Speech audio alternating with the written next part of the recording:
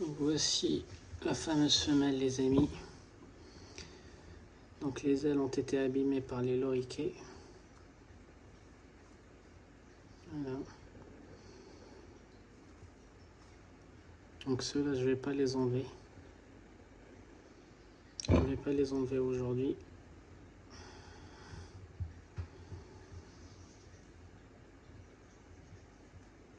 Donc ça, je ne vais pas les enlever aujourd'hui. Je vais surtout nettoyer sa queue. Parce que comme vous voyez, ils lui ont coupé énormément de plumes. Voilà, donc juste pour faire le lien avec le tête d'aigle, les amis. Donc déjà pour faire le lien avec le tête d'aigle, la vidéo du tête d'aigle, donc vous voyez très bien qu'elle est bien marquée. Donc elle est mélanisée ici et elle a bien en fait la partie lipochrome. Avec les gants, elle glisse beaucoup. Et pourquoi je vous dis que c'est pas une tête d'aigle, les amis? Parce qu'il lui reste des traces de la calotte, il lui reste des traces du masque, et surtout, vous voyez très bien qu'elle a du jaune, les amis, sur le torse. Donc elle est porteuse de tête blanche.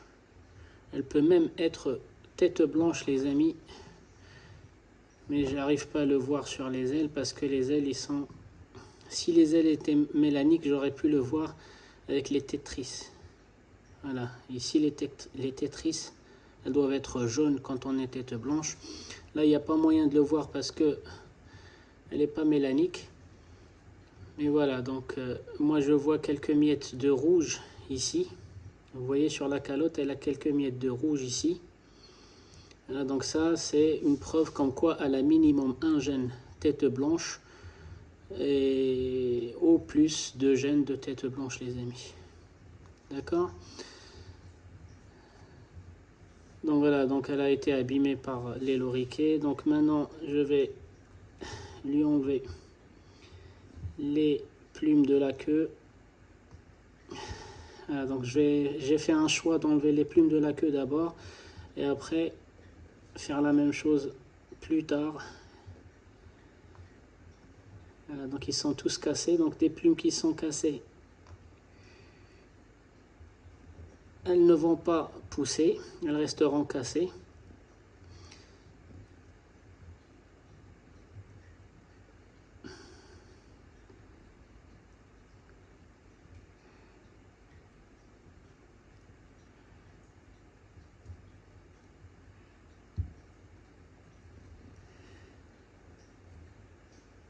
Vous voyez, toutes les plumes, elles sont cassées.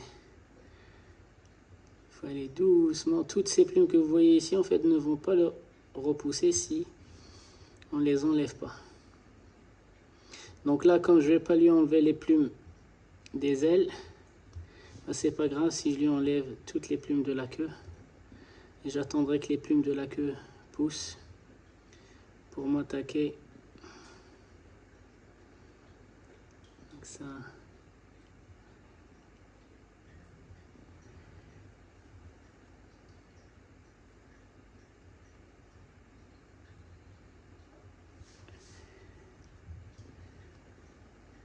Il reste encore 2 derrière.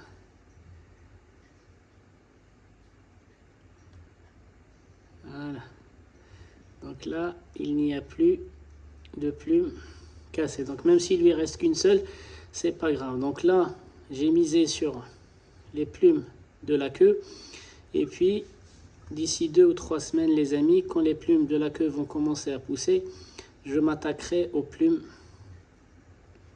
Je m'attaquerai aux plumes des ailes, les amis.